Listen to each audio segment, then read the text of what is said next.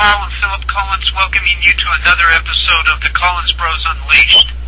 This week we are going to continue with our exploration of agent provocateurs and the Patriot movement and attempts by deviant elites and the criminalized faction of the intelligence community to use the Patriot movement to fulfill a sinister agenda that includes undermining constitutional government and national sovereignty. We began last week's show by looking at an article written by Confederate apologist Chuck Baldwin entitled, "Is Obama Really Preparing for Civil War?" The Baldwin article relies heavily on an article at the European Union Times website. While the European Union Times website claims to be an online copyright newspaper founded in October 2009, it is in fact a blog and not an official media organ. The article at the EU Times is entitled, "Obama Orders 1 Million U.S. Troops for Civil War," and it was originally authored by someone writing under the name Sorsha Fowl. This name is most likely a pseudonym. Fowl's writings appear at David Booth's WhatDoesItMean.com website.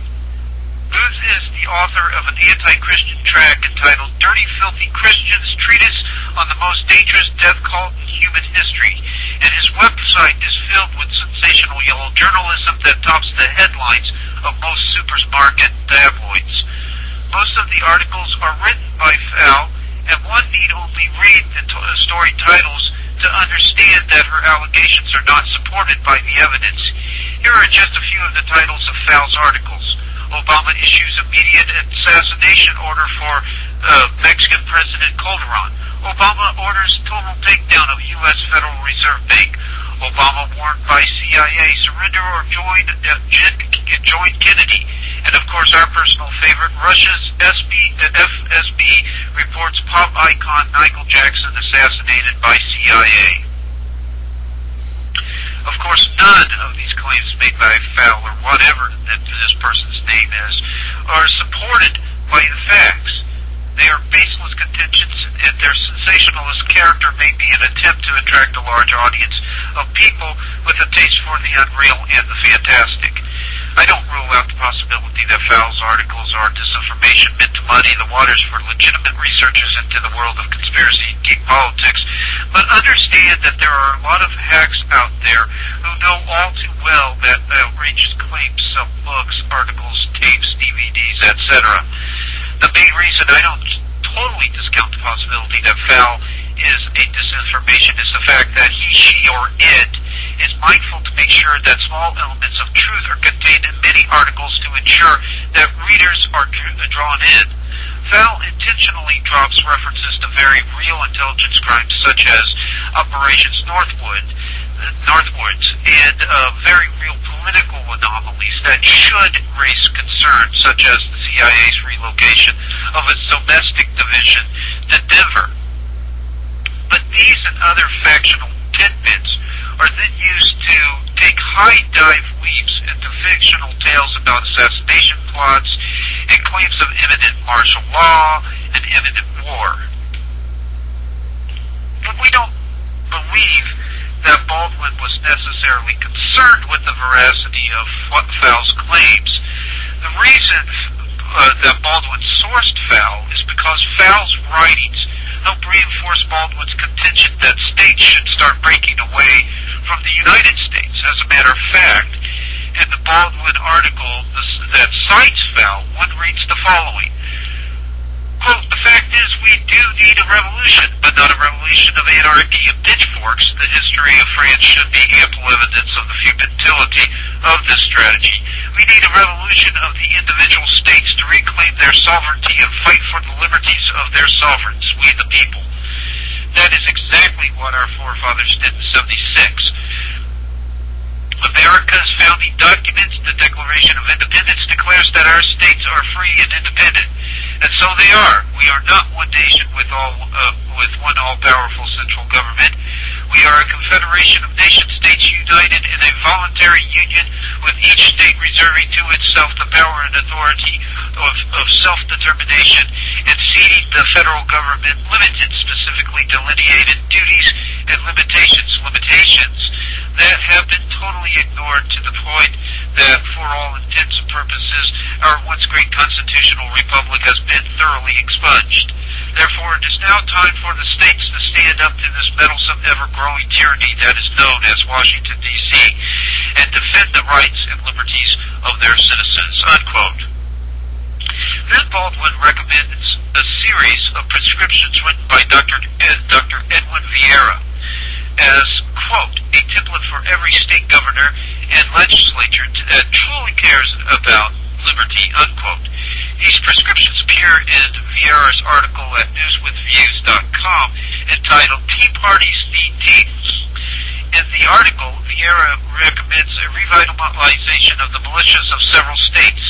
He is, of course, referencing the Second Amendment of the Constitution, but the idea of a militia seems to be ripped from its contextual matrix by Vieira. Vieira views the militia as a means of transforming each state into its own sovereign body that can reject any and all authority emanating from the federal government. Vieira writes, quote, the purpose of revitalizing the militia is to combine all the elements of each state's homeland security, including police, emergency response, and so on, under the militia in order to obviate top-down control by the police state apparatus being set up through the Department of Homeland Security in Washington, D.C., and its various satellites, transmissions belts, and fellow travelers around the country, unquote. Vieira's article comes from an address that he presented at the National Heritage Center for Constitutional Studies, and it is obviously admonishing the Tea Party participants to militarize and establish a system separate from the federal government, which he refers to as the general government.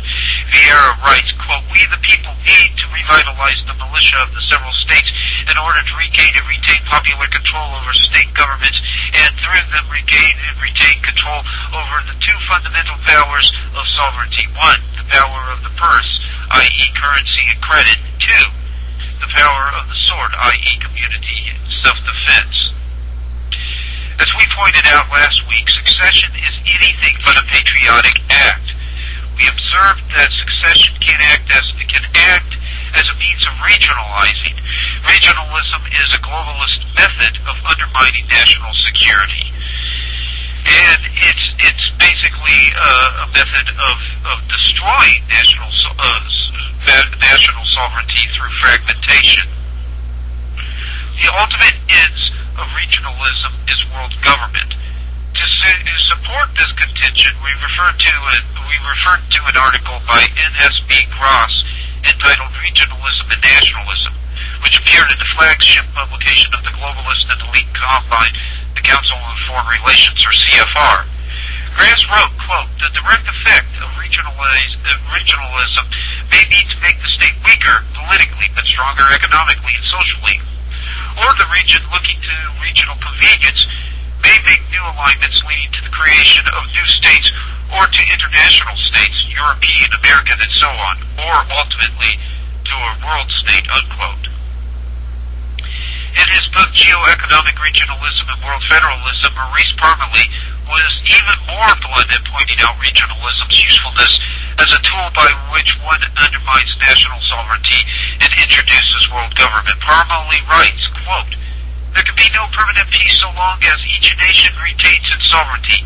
There can be no effective world organization to solve the economic and social problems of mankind so long as the nation is the unit of organization.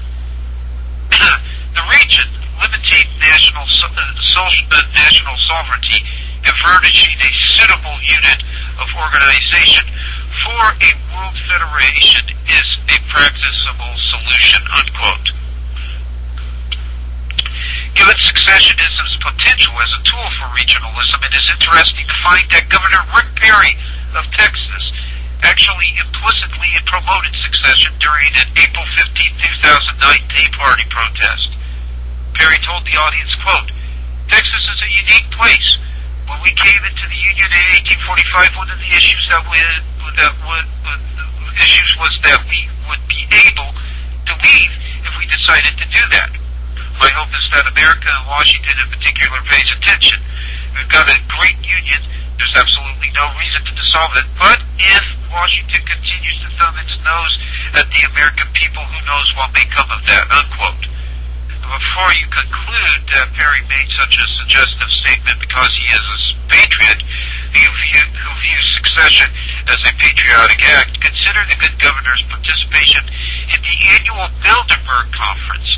Perry's involvement in the Bilderberg meetings was reported by Christy Hopp in a May 31st, 2007 Dallas Morning News article entitled Perry Off to the Secret Forum in Turkey. Hopp writes, quote, Governor Rick Perry is flying to Istanbul, Turkey today to speak at the super-secret Bilderberg Conference, a meeting of about 130 international leaders in business, media, and politics. The invitation-only conference was started in 1954 and named for the Dutch hotel where the conference was first held. Those who attend promise not to reveal what was discussed.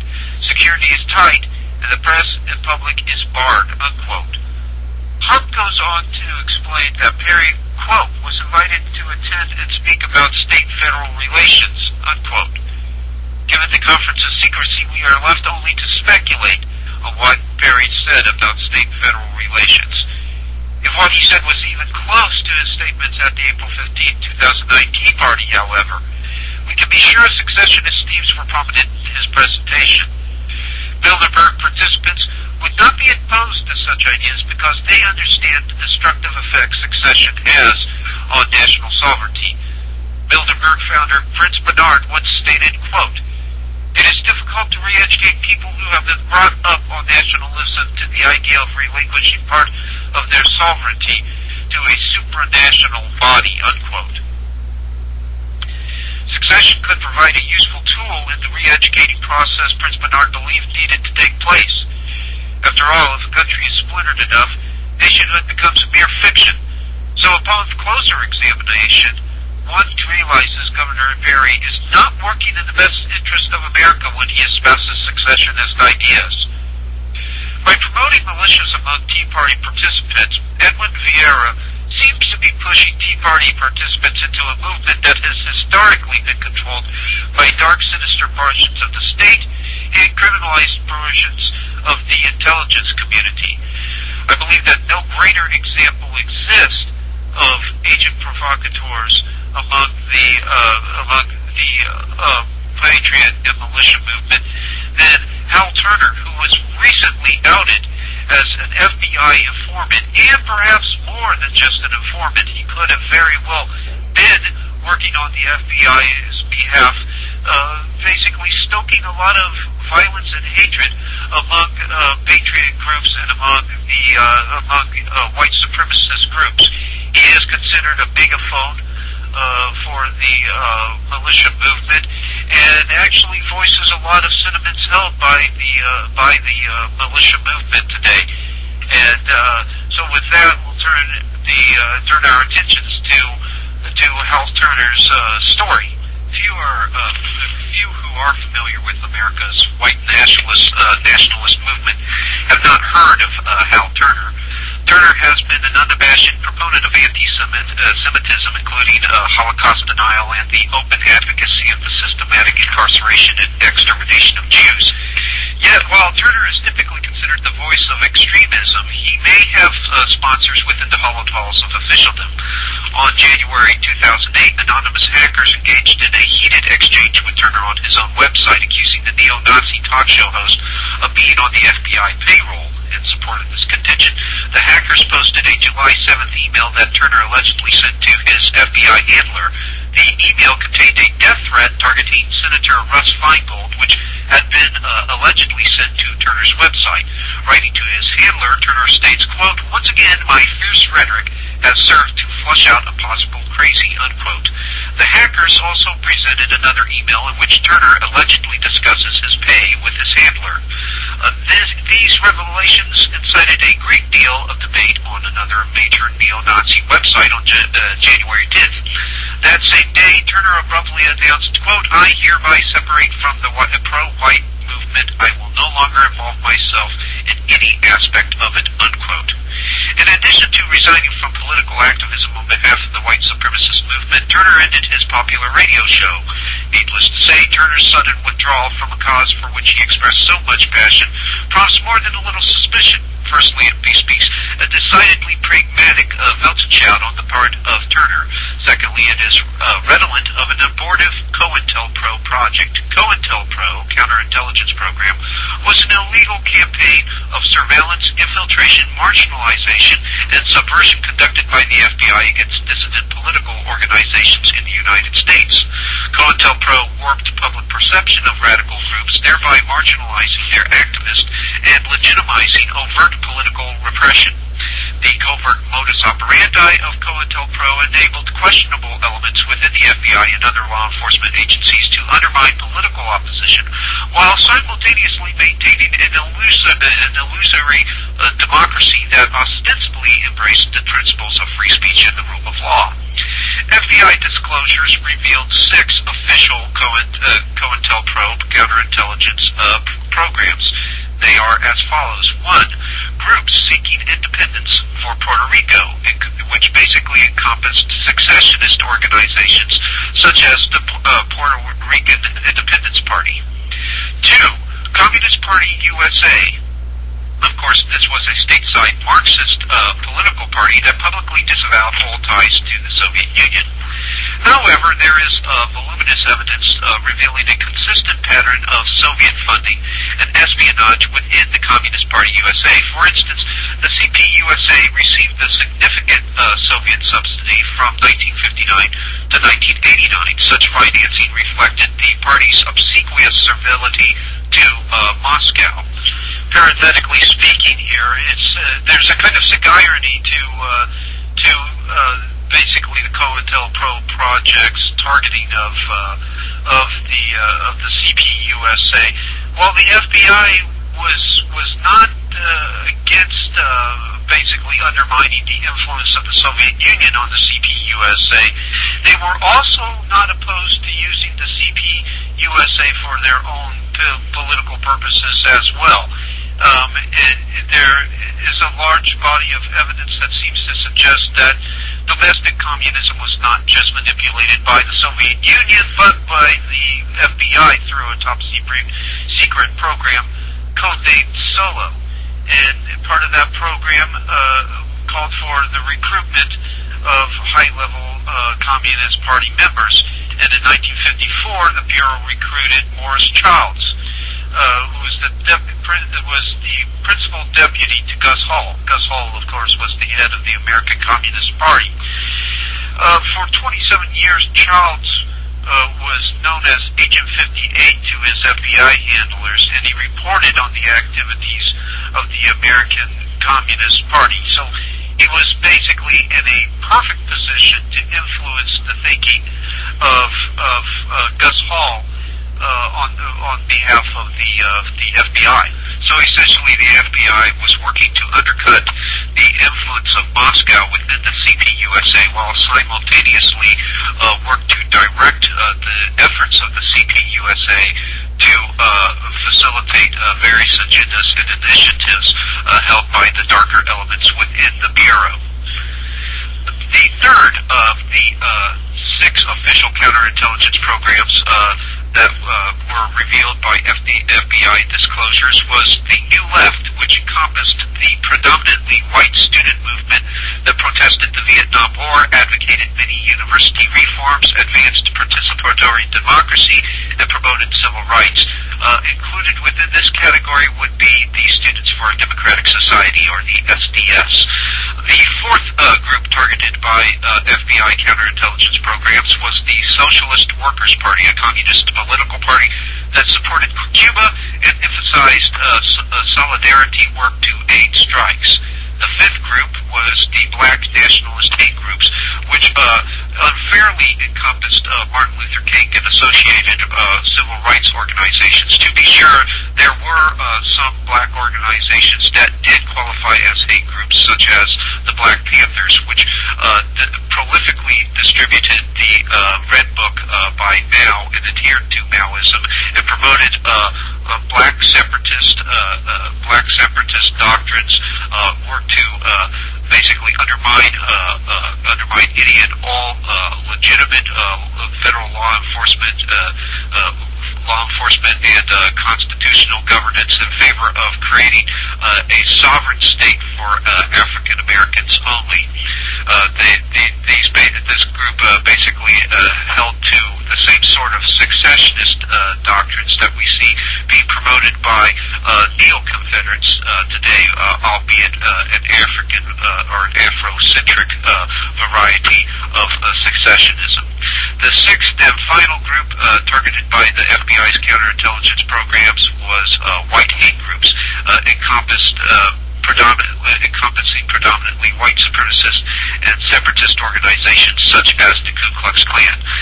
Now, at this juncture, it's important for the listening audience to understand that although these organizations were the targets of an illegal campaign of political repression, some of their respective ideological pedigrees were no less radical. The overall climate of radicalism promoted by these organizations provided a politically and socially expedient pretext for the creation and maintenance of unconstitutional machinations like COINTELPRO.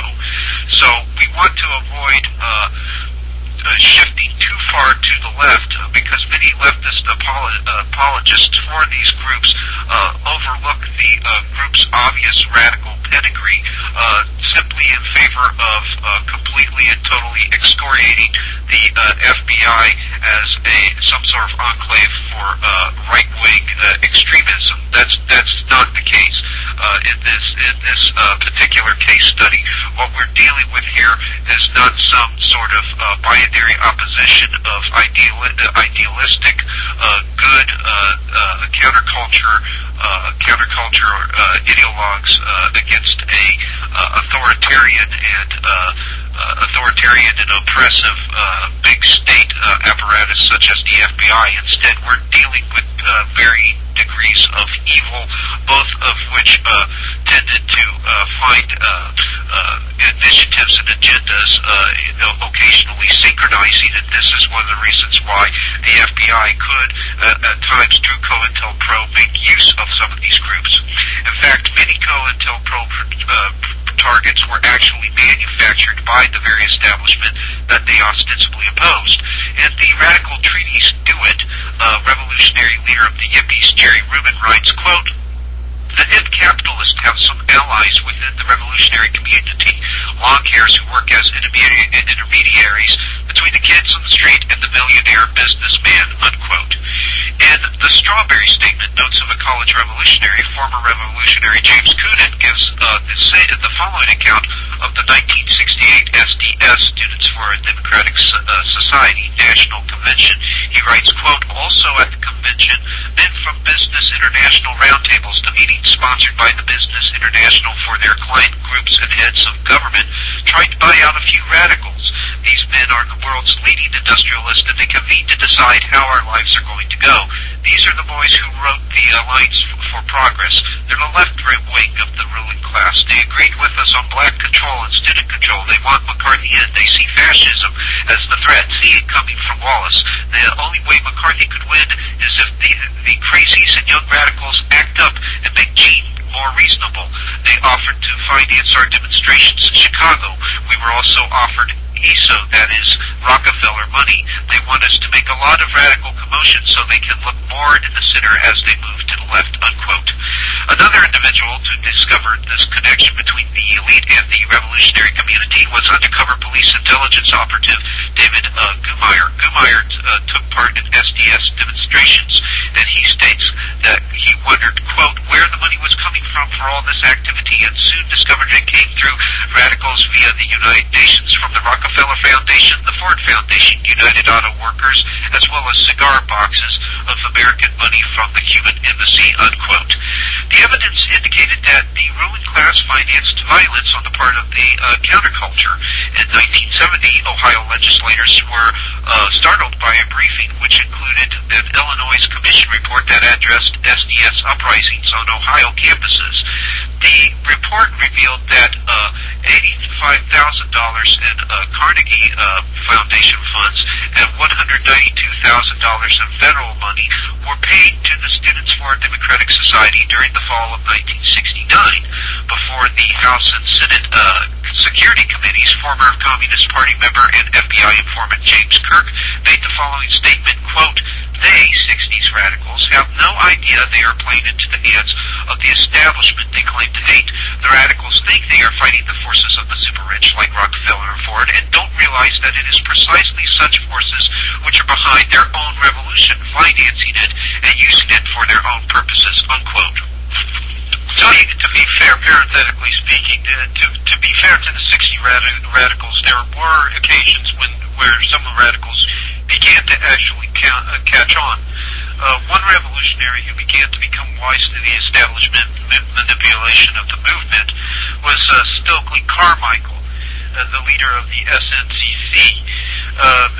James Kirk, a FBI, the very same FBI, this very same FBI informant that said that basically claimed that radicals have no idea,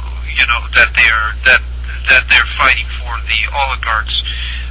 Related Stokely Carmichael's story,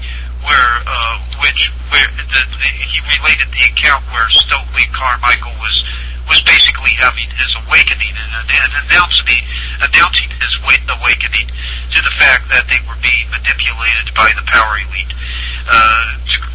Turning to James Kirk's own words, quote, "Mr. Carmichael was obviously in the middle of something very important, which made him more nervous and tense than in the past. He started speaking of things which he said could not have said before his research was not because his research was not finished. He repeated a line from the song he liked so well, 'Something is happening here, but you don't know what it is, do you, Mr. Jones?' He kept hitting on the theme that a very large monopoly capitalist money group, the Bakers to be exact, was instrumental in fomenting the idea that the Jews are the ones actually behind the oppression of the blacks. In the agencies of this power, he cited banks, the chief among them, were Morgan Guarantee Trust and Chase Manhattan, and the foundations connected with these monoliths," unquote. Now, what became of Mr. Carmichael after he came forth with this startling revelation? Well, shortly after he came forth with these ideas and basically pointed out the manipulation of the left-wing counterculture by the power elite, he was removed from the SNCC and from the Black Panthers. And he was basically a non-lethal casualty of war. He had learned too much and he knew too much, so his influence was expunged. And it's interesting to note also that he had brought to light the fact that Jewish conspiracy theories were actually being promulgated by shadowy figures who were hoping to basically manipulate the efforts of supposed grassroots activists. Later on in this presentation, we'll go into one of the probable originators of these Jewish conspiracy theories, and we'll go into the possibility that these Jewish conspiracy theories originated within the state, rather than with paranoids and members of the lunatic fringe. Absolutely.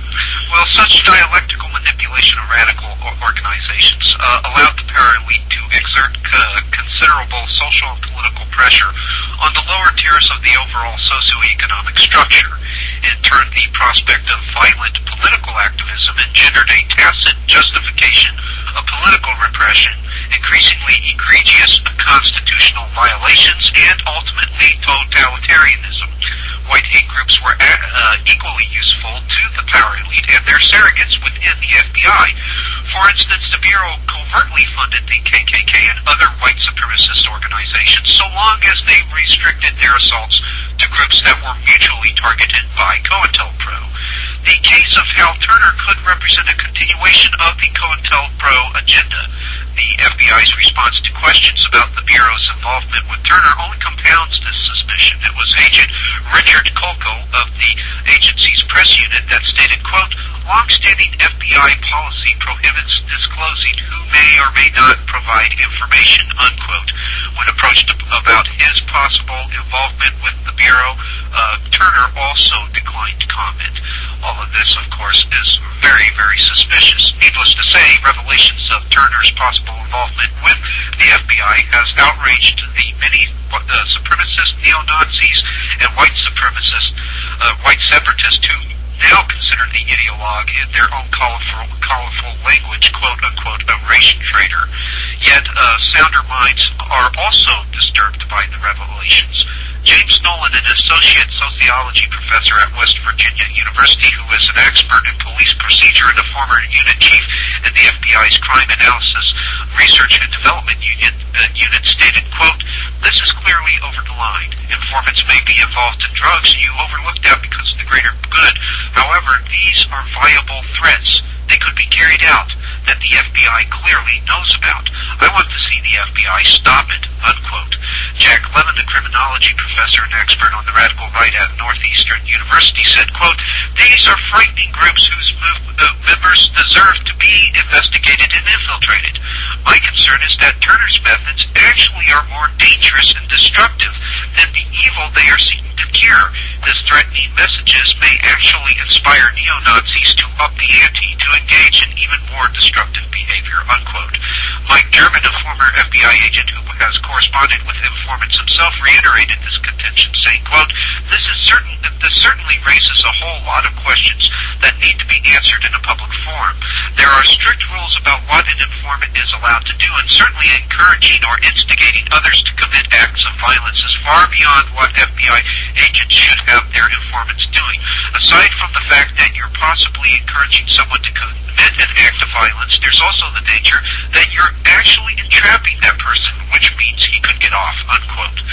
Such concerns are not without substance, especially when one considers the following statement by Hal Turner himself, quote, "If I had to assess my role in the world, I think I would be more like an inspiration to a whole slew of potential Timothy McVeighs. I don't make bombs, I make bombers," unquote. Manufacturing more McVeighs could be precisely the role that dubious elements within federal law enforcement had in mind for Turner. In fact, many of McVeigh's associates had ties to dubious elements within the FBI, ATF, and other federal law enforcement agencies. In late 1994, Carol Howell, an ATF informant in Elohim City, learned that former German infantry officer Andreas Straussmeyer and Aryan Nation member Dennis Mayhoon had planned a series of bombings that included the Murrah Federal Building in Oklahoma City. While Straussmeyer might be viewed as a disenfranchised extremist, his father was a respected member of the Christian Democratic Party. Straussmeyer was introduced to Elohim City by Kirk Lyons, the founder of the Southern Legal Resource Center, that is SLRC, and the white supremacist lawyer who successfully represented Louis Beam. That, of course, Beam was, of course, discussed by Paul in last week's installment. Beam, of course, introduced the concept of the leaderless resistance. But at any rate, Louis Beam was protected by Kirk Lyons against quote-unquote a sedition charge of plotting the overthrow of the government by force in order to set up an all-white nation in the Pacific Northwest. Parenthetically speaking, at this point, Kirk Lyons, SLRC, has also received funds from an individual named Richard T. Hines, a very, very powerful lobbyist who actually... Now, Hines has been connected with the secessionist movement, has he not? That's correct. He's actually been a leader of the Jefferson Davis Camp 305, which is a faction of the Southern Heritage Group, the Sons of Confederate Veterans. It's the North Virginia-based chapter of the Sons of Confederate Veterans. He's also a managing editor of the Southern Partisan, which is a which is a publication that promotes successionist ideas, and he's also one of these individuals who proves that the Confederates can actually conspire with and collaborate with carpetbaggers periodically. In 2000, he basically helped Bush when Bush was trailing behind McCain in his attempt to gain the Republican nomination. Hines was able to secure a victory for Bush in South Carolina by sending out 250,000 flyers that claimed that McCain was changing his tune on the issue of the Confederate flag. But Bush, according to Hines, was, quote, the only major candidate who refused to call the Confederate flag a racist symbol, unquote. And this, of course, brought all the neo-Confederates in South Carolina to Bush's aid, and Bush ended up winning and defeating McCain with ease. Given his adherence to the principles of successionism, certainly one could possibly hardly see any sort of aversion by Hines towards Louis Beam's goal of creating an all-white nation in the Pacific Northwest. Correct. Well, by February 1995, the ATF was poised to raid Alhim City based on information provided by Hal. This raid could have possibly prevented the bombing of the Murrah building on April 19, 1995. However, the more tragic story would begin to unfold when, on February 22nd, Agent Angela Finley, Hal's handler in the ATF, was informed by the Oklahoma Highway Patrol that the raid could not be conducted because the FBI had an ongoing investigation at Alhim City.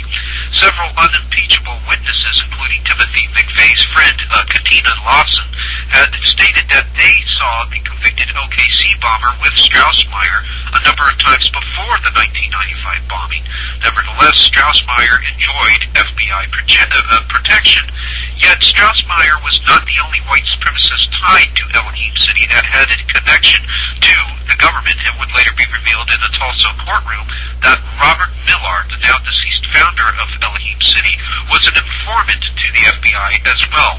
McVeigh's association with such individuals reflects the unsettling nexus at which extremism and officialdom intersects. That Turner considers himself the progenitor of terrorists like McVeigh underscores the neo-Nazis' possible role as an agent provocateur.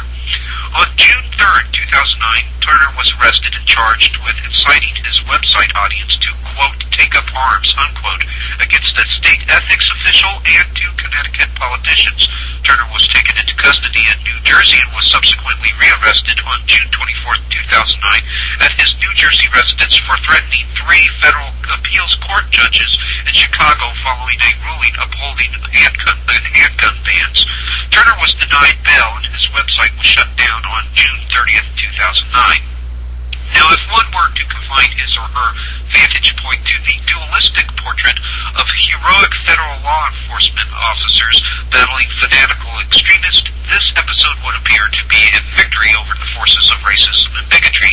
However, revelations from Turner's trial call this dualistic view into question. On July 28th, Turner pleaded not guilty to threatening the 3 Chicago federal appellate judges and then sought his release from custody, citing his alleged role as an informant for the FBI.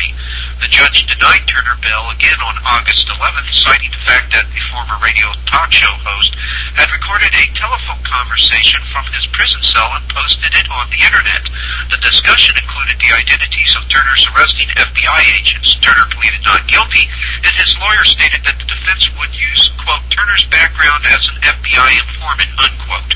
The core contention of Turner's defense was that the racist ideologue was trained by the FBI as an agent provocateur to provoke people. Turner was eventually released on a $500,000 bond in late October. His trial began on November 30th, 2009 and concluded December 4th, 2009. After 2 hours of deliberation, the jury announced that it was deadlocked. During the course of Turner's trial, Assistant Special Agent in Charge, ASAC, Amy Pickett, stated that the white supremacist was involved in, quote, national security intelligence, unquote. Consider the following exchange from pages 317 to 318 of the official trial transcript. Quote, question, was Mr. Turner considered a criminal informant, that is, somebody informing on criminal matters, or an intelligence informant? Answer, he was national security. He was an intelligence informant. Question, tell us the difference between a criminal informant and an intelligence or national security informant. Answer, a criminal informant would be someone on a criminal squad who is giving information on just regular criminal matters like drugs, white-collar crime. I never worked those matters. Question, big robberies? Answer, right, yes. Question, and intelligence informants? Answer, national security intelligence, terrorism, foreign counterintelligence. They are people that are giving information that affects the national security of the United States. Terrorism, matters that are going to affect the population or people overall, something that's really going to hinder and hurt a large group of people or the national security of the United States. Therefore, information or anything that they do is really so serious that it's not something that can be handled at the local level. It really has to go up to the Department of Justice. Question, for them to engage in criminal activity? Answer, yes. Question, with the approval of the FBI? Answer, and end quote. And the rest of the transcript is redacted from that point on. By the way, that portion of the transcript is an exchange between Pickett and Assistant U.S. Attorney William Hogan. And William Hogan on page 555 makes a rather shocking statement. He says, quote, there is no evidence in this case of any criminal activity committed by Hal Turner while he was an FBI agent, unquote. In this statement, Hogan clearly identifies Turner as an FBI agent. So now we know that it is a matter of public record that Hal Turner was in fact working for the Federal Bureau of Investigation. In fact, the New Jersey Record, in a November 29th, 2009 article by Mike Kelly and Peter J. Sampson, states, quote, they called him Valhalla, but it was more than a nickname. For more than 5 years, Hal Turner of North Bergen lived a double life. The public knew him as an ultra-right-wing radio talk show host, an internet blogger with an audience of neo-Nazis and white supremacists attracted to his scorched earth racism and bare-knuckles bashing of public figures. But to the FBI and its expanding domestic counter-terror intelligence operations in the wake of the September 11th attacks, Turner was Valhalla, his code name as an informant who spied on his own controversial followers, unquote. The use of agent provocateurs is certainly nothing new.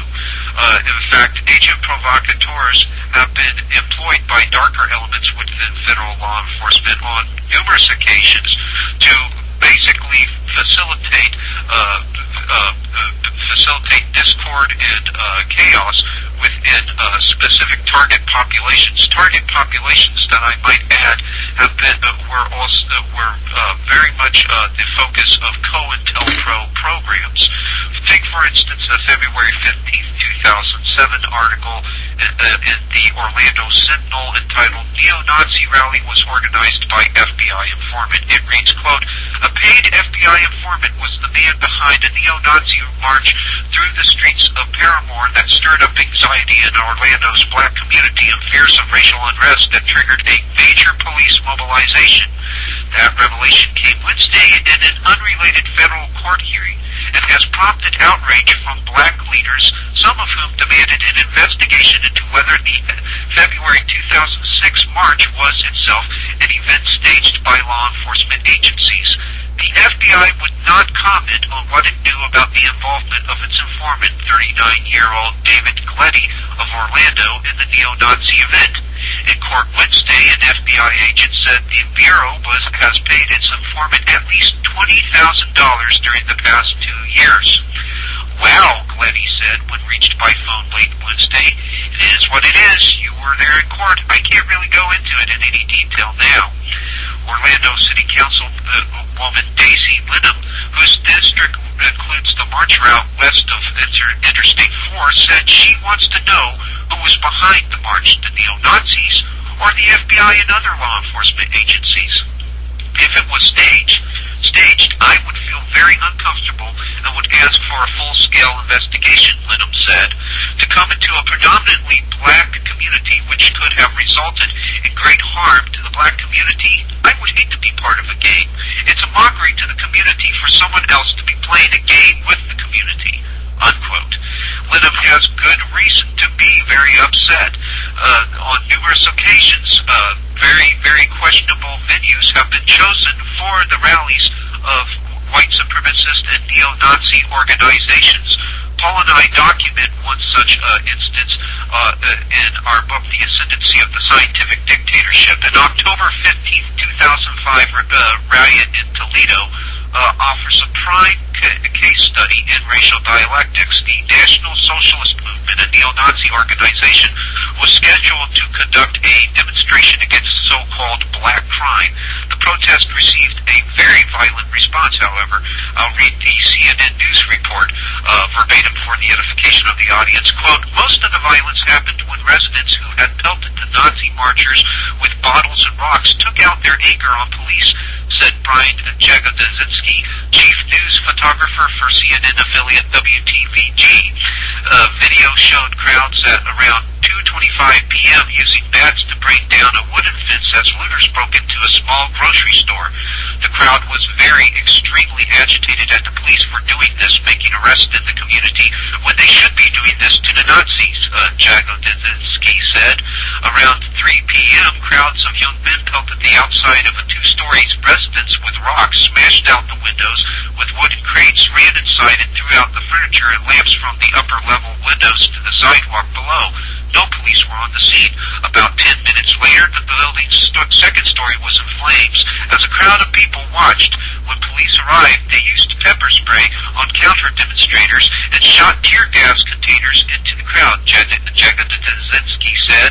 He added that his news van and a police car had windows smashed and doors bent back, unquote. This civil unrest basically created the pretext for the implementation of authoritarian measures and considerable restrictions on civil liberties. The CNN news report states, quote, Toledo Mayor Jack Ford declared a state of emergency and asked for 50 highway patrol officers to reinforce Toledo police. A curfew came into effect at 8 p.m. for people roaming around the streets, he said, unquote. Now, there are several oddities surrounding this event suggesting that it, like the neo-Nazi rally in Orlando, was orchestrated for politically and socially expedient purposes. First, there is, again, the question concerning the demonstration's venue. Quote, it's not clear why the National Socialist Movement chose North Toledo for its march, said Ford, himself an African-American. It is not a neighborhood where you have a lot of friction in the first place, he said, unquote. In response to this question, the National Socialist Movement issued an interesting allegation. Quote, a spokesman for the NSM group, Bill White, blamed the riot on Toledo police, saying the police intentionally changed the group's march route to make it collide with a counter-demonstration, unquote.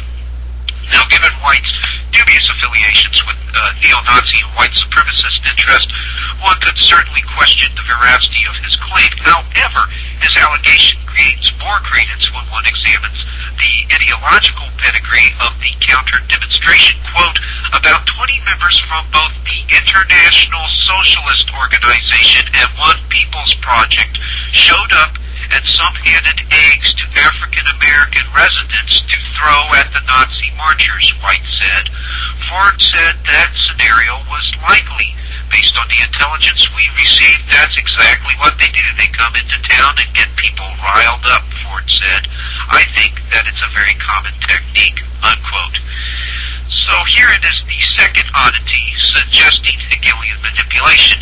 It should not be lost upon the audience that the NSM demonstration and its counter-demonstration rival both represent some variety of socialism. The NSM represents, of course, National Socialism, or more succinctly, Hungarian fascism. The International Socialist Organization represents more of a traditional variety of Marxism, something more akin to Marxism disseminated on the popular level as communism. But the distinctions are superficial at best. This becomes clear when one contemplates the etymology of communism and fascism. The appellation of communism comes from the Latin root communis, which means group living.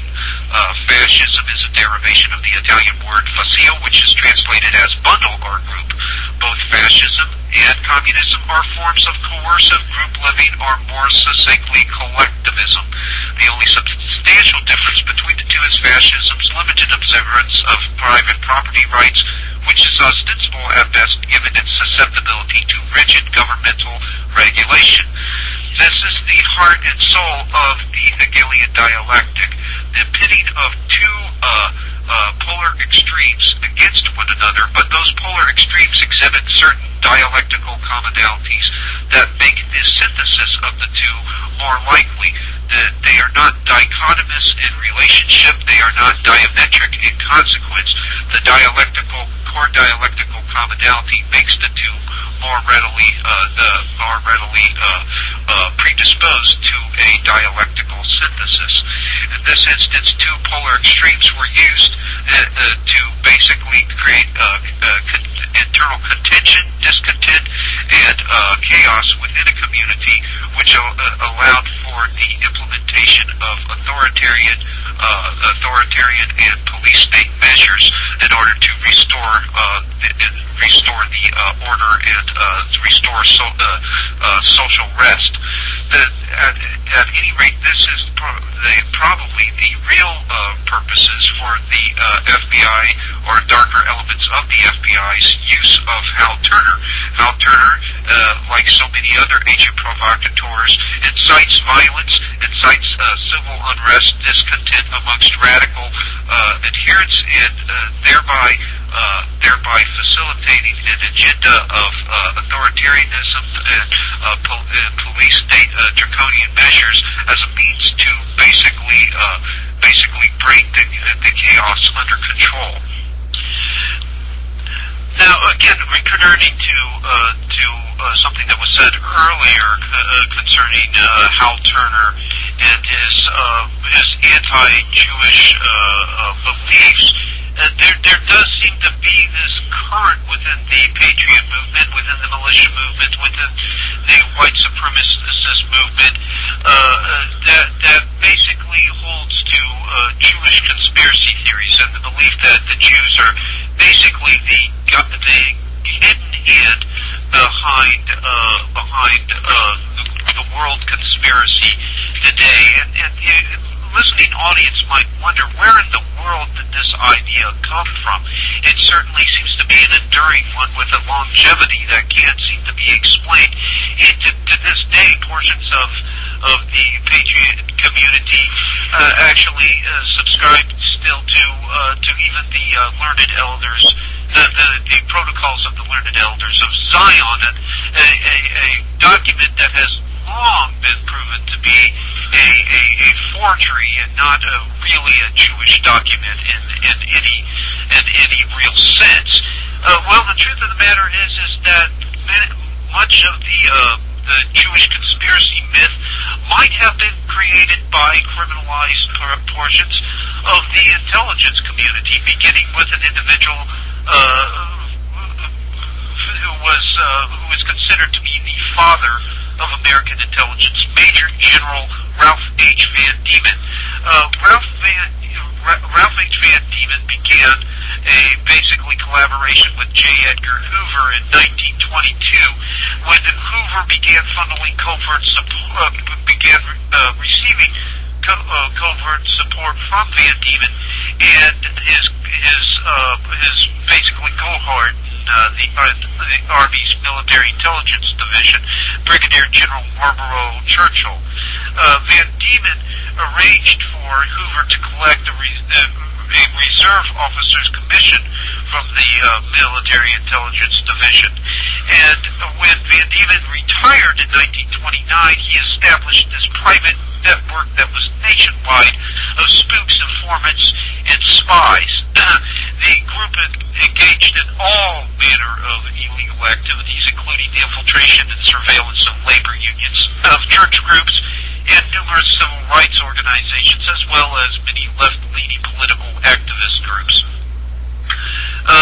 Needless to say, the lack of oversight that such private intelligence organizations have, basically because they don't fall under the scrutiny of congressional oversight committees. It won the group a large appeal among the more criminalized elements of national security apparatus, and Van Diemen was receiving files from the Army and Navy intelligence as well as the FBI. One of those training information with Van Diemen was again J. Edgar Hoover. Hoover established this reciprocal relationship with Van Diemen without the knowledge of his superiors. And when one looks at the Van Diemen private network's files, one finds that they are filled with virulent anti-Semitic ideas. Many ideas that we find today among the patriot community and among a lot of populist pseudo-intellectuals and among the militia groups and the white supremacist groups. The greatest myth that one can find among the files of Van Diemen that are prevalent among the patriot community today is the myth that communism possesses an indisputable Jewish pedigree. One of the articles in Van Diemen's files was entitled "The Jews as the Apostles of Communism." Van Diemen had several military contacts, and many of these military contacts would report on subversives and would assign bizarre labels to these subversives that pointed towards a Jewish pedigree. They would refer to the subversives as active Jewish communists or ex-German Jew communist agitators. Informants claimed that quote, the revolutionary movement is gaining momentum through the energy and force of the Jews, unquote. Van Diemen's network also helped spread another piece of disinformation that still finds popularity among the patriot community today, and that's the idea that the Jews and Freemasonry are one and the same, and that the Jews are actually using the Freemasonic lodges as vehicles for revolution, for world revolutionary activities. Van Diemen collaborated closely with Margaret Kerr, who was the secretary of the Better America Foundation, which was a very racist organization. And Van Diemen read and subscribed to Kerr's writings, which offered, quote, proof of the sinister ties between Jewry, Bolshevism, and Freemasonry, unquote. Such ideas are routinely espoused by authors featured on the popular website of alternative radio show host Jeff Ritz. They're also subscribed to in large measure by Henry Mackow and just a number of other pseudo-intellectual populists that populate the patriot community these days. Eustace Mullins, you can just basically ramble down the line of individuals who have continued with this method and helped give it its longevity. The idea that weaponry is actually a vehicle of the Jewish people. So there can be very little wonder why there is so much xenophobia today among grassroots activists. Right. Also, several adherents of the 9/11 Truth movement also espouse anti-Semitic conspiracy theories. Blame the sole responsibility for the 9/11 attacks upon the shoulders of Israel and the Mossad. To be sure, there was some involvement by the Mossad in the 9/11 attacks, mainly concerning extreme foreknowledge. But this again is one of many fallacies that tend to emerge in conspiracy theory, in modern day conspiracy theories, is the belief in a monolithic organization, and the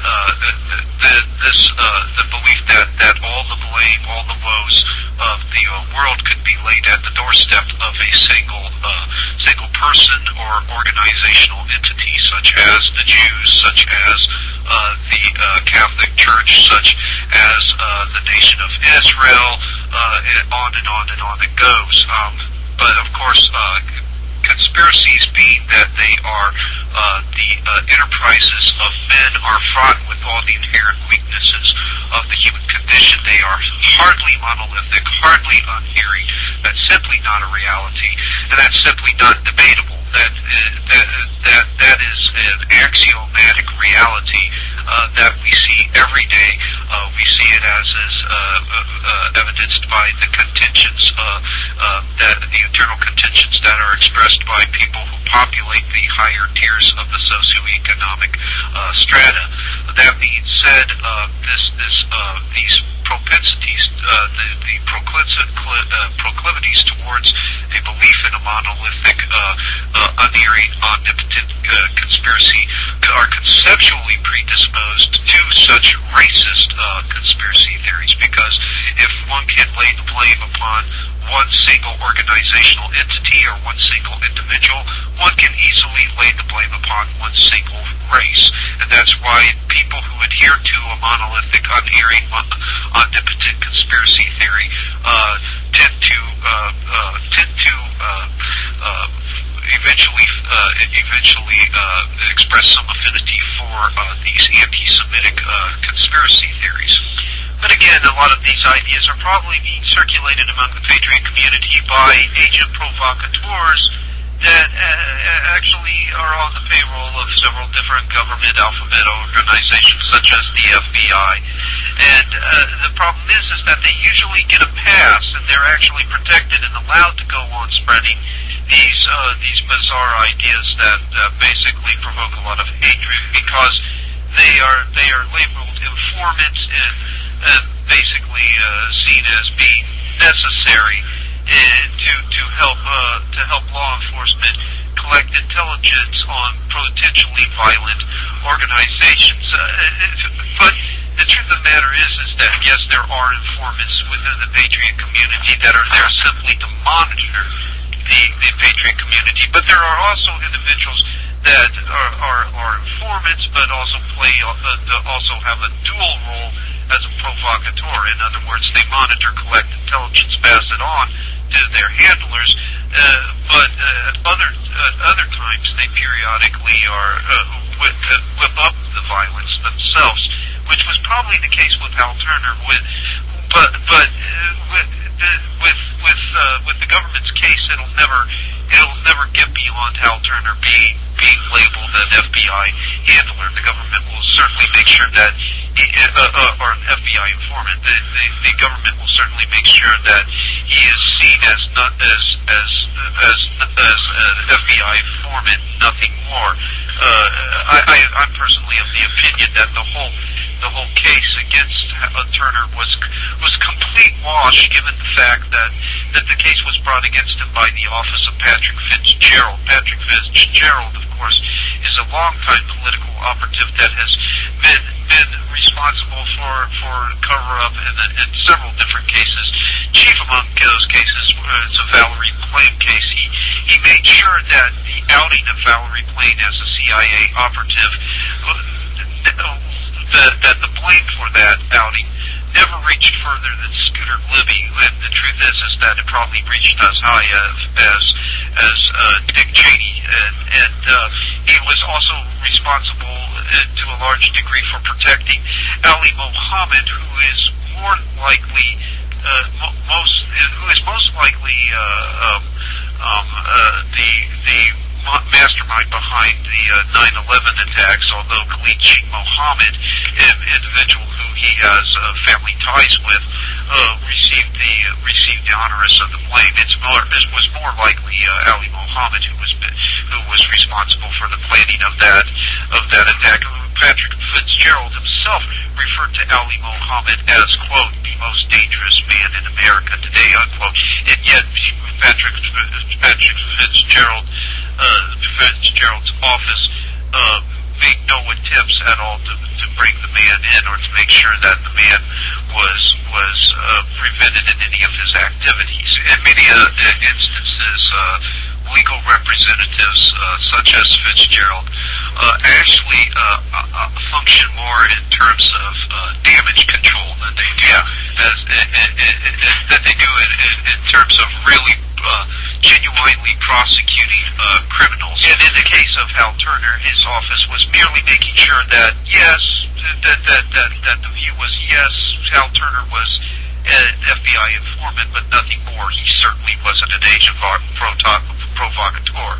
So they're basically, allowing his role as an informant to get out, but they're basically suppressing the fact that he was also an agent provocateur for darker, shadier factions within the Bureau. Yeah, the shades of, almost shades of the Monica Lewinsky case, where the prosecution against Bill Clinton really were not interested in any of the substantial crimes of the president. It was merely just the scandal of being in an extramarital affair with Monica Lewinsky, which of course was really irrelevant and and it certainly helped to bleach out the crimes of Nina. It helped to bleach out the campaign financing with the Lippo Group and a little bit of technology transfer to the Red Chinese. None of that was looked at. Instead, there was a lot of stories about states on dresses and cigars being used as dildos. Right. But at any rate, the FBI was more than aware, or at least Turner's handlers at the FBI were more than aware of his radical pedigree. Anyone who examined his resume before 2003 would have known that the man was very, very much involved in the white supremacist and neo-Nazi movement. In 2002, he began broadcasting his daily radio show. He spoke at rallies of the Aryan nations in north central Pennsylvania.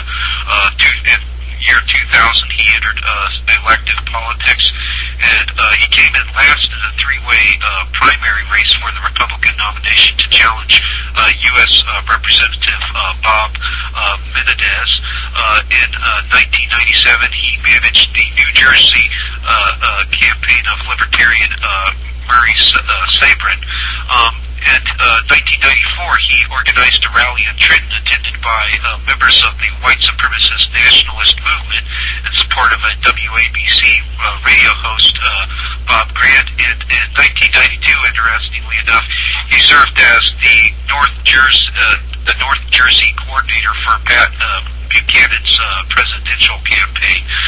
Pat Buchanan, of course, has expressed some distinctly WASP racialist sentiments, but all this comprised Turner's pre-FBI informant resume. He was actually recruited by the FBI as a confidential informant codenamed Valhalla in 2003. So the big question did the FBI, should the FBI have known better at the time they were recruiting Hal Turner? Could the FBI be held equally accountable for any fiery rhetoric and possible acts of violence that Hal Turner inspired? This is not the first time either that we have this kind of collaboration between the FBI and white supremacists. If you go back to the time when Hoover was very much still in control of the FBI, find out about an individual by the name of Gary Thomas Rowe. He was a member of the Ku Klux Klan, and he was involved in the May 14th, 1960 attacks on Freedom Riders who were arriving by Greyhound bus in Birmingham, Alabama. Rowe was a paid informant of J. Edgar Hoover, and he was never charged for his role in the May 14th attack on the Freedom Riders. He wasn't even reprimanded by the Bureau. He could have used the clout that he held with the KKK to actually prevent the May 14th beatings from happening. He had a veto power in the Eastview 13 Clavering, so he could have voted to keep the assault from occurring. Yes, and he did not do that. There's also evidence that he was involved in several other acts of racial violence, including the bombing of Birmingham's 16th Baptist Church and the slaying of a civil rights worker, Viola Greg Liuzzo. But in both of those cases, he was given a polygraph test, and he failed. And even though he had failed the lie detector test, the Bureau took no action against him.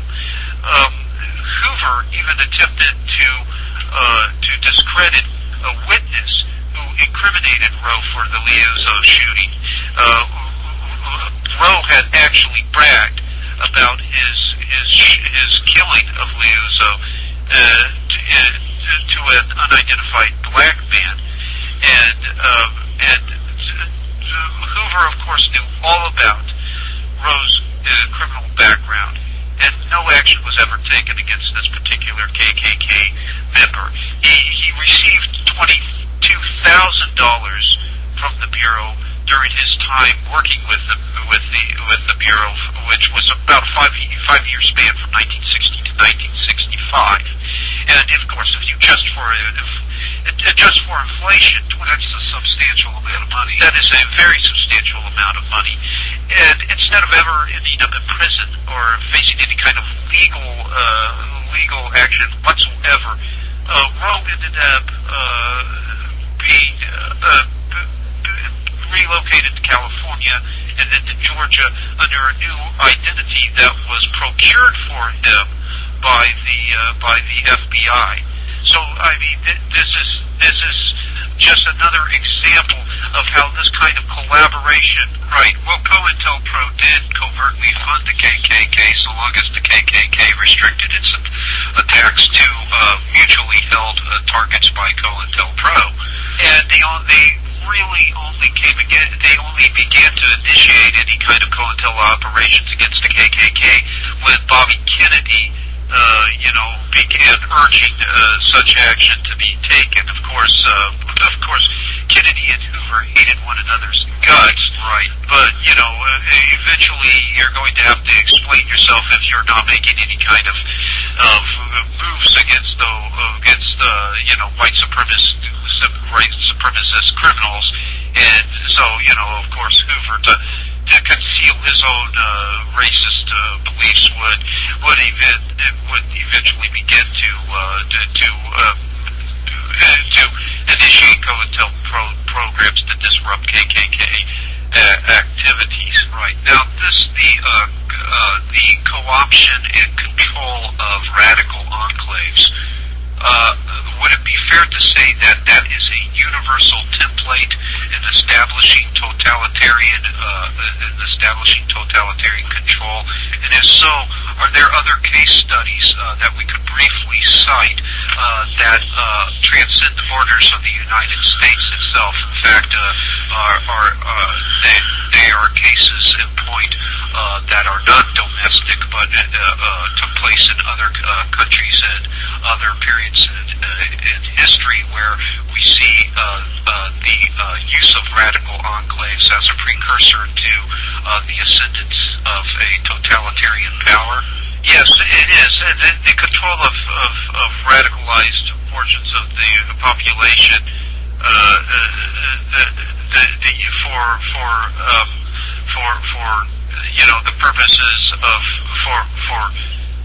the purposes of creating a pretext for police state measures, is historical. It's not just a method or a tactic reserved for the American elite. It's been used by elites in different countries. It's a trans-historical, trans-cultural precedent. That's correct. A prime example that I can think of would be Nazi Germany. If you look back at William Shire's book, his monumental book, The Rise and Fall of the Third Reich, he points out that the Dutch communist with a passion for arson, named Marinus van der Lubbe, who was pinned with the burning down of the Reichstag, could not have possibly have caused that particular case of arson. Quoting from the Rise and Fall of the Third Reich, quote, "It was established at the subsequent trial at Leipzig that the Dutch half-wit did not possess the means to set so vast a building on fire so quickly. 2.5 minutes after he entered the great central hall was fiercely burning. He had only his shirt for tinder. The main fires, according to the testimony of experts at the trial, have been set with considerable quantities of chemicals and gasoline. It was obvious that one man could not have carried them into the building, nor would it have been possible for him to start so many fires in so many scattered places in so short a time," unquote. So in all likelihood, other parties were involved in the burning of the Reichstag. It's just simply the outbreak of fires was so prolific that it could not have been carried out by one Dutch half-wit communist. It in fact came out at the Nuremberg trials that the Nazis were involved in the Reichstag burning. Hans Gustavus, who was an official in the Prussian Ministry of the Interior, testified at Nuremberg that it was Goebbels who thought up the idea of setting the Reichstag on fire.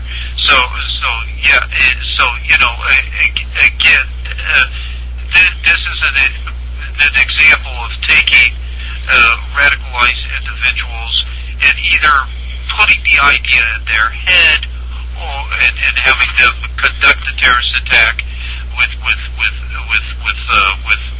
protection, or basically failing to move against them, or conducting the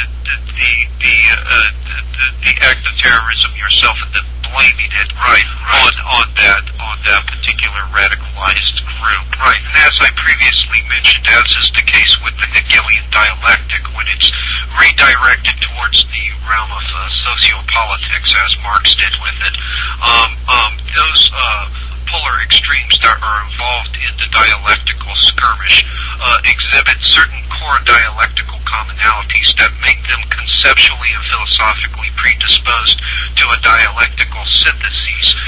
That is, they are not diametric in consequence, they are not dichotomous in relationship, and they actually facilitate the merger between radical populations.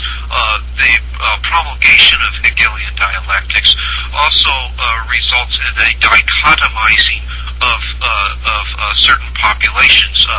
For instance, a person, an average individual who is absolutely and justifiably outraged at the atrocities of fascism might view communism as a viable alternative, when in fact communism and fascism are really ideological kissing cousins. They exhibit certain core dialectical commonalities that really make them just competing factions competing varieties of socialism, really with only superficial differences. But nevertheless, the individual who is frightened by fascism would erroneously conclude that communism is the only viable alternative. So we have this dichotomizing of the public mind and the gathering of public opinion within polar extreme camps of a dialectic, and thus being placed in opposition to one another and gradually migrating towards a synthesis. And always overlooked is the excluded middle, which therein lies the truth. The excluded middle, which would basically reject the postulates of either polar extreme and in favor of what is real, what is reality, instead of what is ideology. But remember, another motive for controlling these kinds of groups, or allowing these kind of groups to continue on, and that's the popularity of successionist ideas among these groups. So successionism, again, is not a patriotic idea whatsoever. It lends itself to the globalist method of regionalism, which is splintering or fragmenting a larger political unit into smaller political units so that it can be integrated into a greater international entity, right? That's an overarching supranational authority, because the nation has been atomized. There is no sovereign state left. The sovereign state has to be amalgamated into something new. That's into probably a more feudal configuration under some sort of supranational authority. But anyways, the Hal Turner case and the other cases that we have pointed out this week and last week as well, really points to the disturbing fact that Professor Peter Dale Scott's concept of deep politics is not just an interesting theory. It is a political reality, and of course, deep politics holds that periodically the overworld actually collaborates with the criminal underworld that it claims to be wrapped in mortal combat.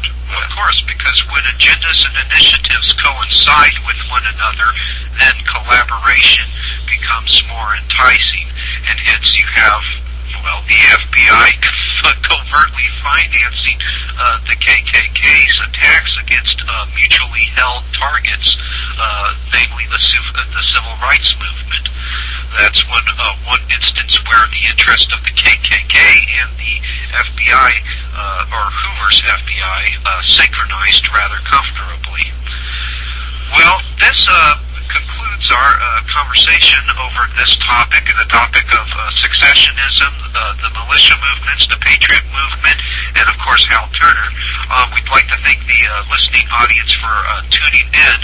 Those of you who would like to check out our book, The Ascendancy of the Scientific Dictatorship, an examination of epistemic autocracy from the 19th to the 21st century, which examines several of the topics we discussed in this installment of our show, can do so by going to Amazon.com. You want the 2006 book search edition. That edition of the book is twice as large as the 2003 edition.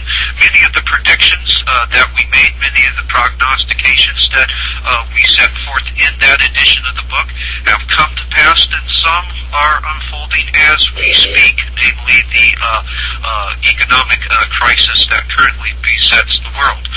Those of you who would like to check out our articles on the World Wide Web can do so by going to Terry Melanson's excellent Conspiracy Archive. Go to www.conspiracyarchive.com, click the articles link.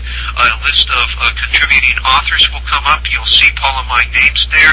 You simply click that link and you will be transported to the most comprehensive collection of all of our articles on the World Wide Web. Also, Terry maintains a blog at conspiracyarchive.com. At that blog, you will find archived audio of interviews that we've done on radio shows and podcasts, and installments of the Collins Bros Unleashed. Those of you who have questions or comments pertaining to the show, feel free to drop us a line, you can do so by emailing us at thecolinsbros@yahoo.com. That's the Collins Bros, TheCollins@yahoo.com. Feel free to drop us a line with any questions or any input that you might have. Please keep it constructive.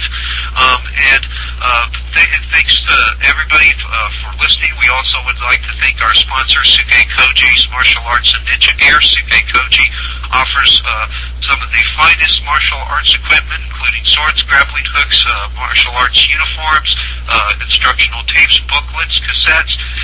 So we thank Suke Koji for his gracious sponsorship, and we'd also like to thank our friend, brother Bert Mills, for graciously supplying us with this platform. Bert Mills is our outstanding producer. He does a wonderful job with the show, and he's provided us with this platform now for several months, and we're looking forward to him doing so for several months to come.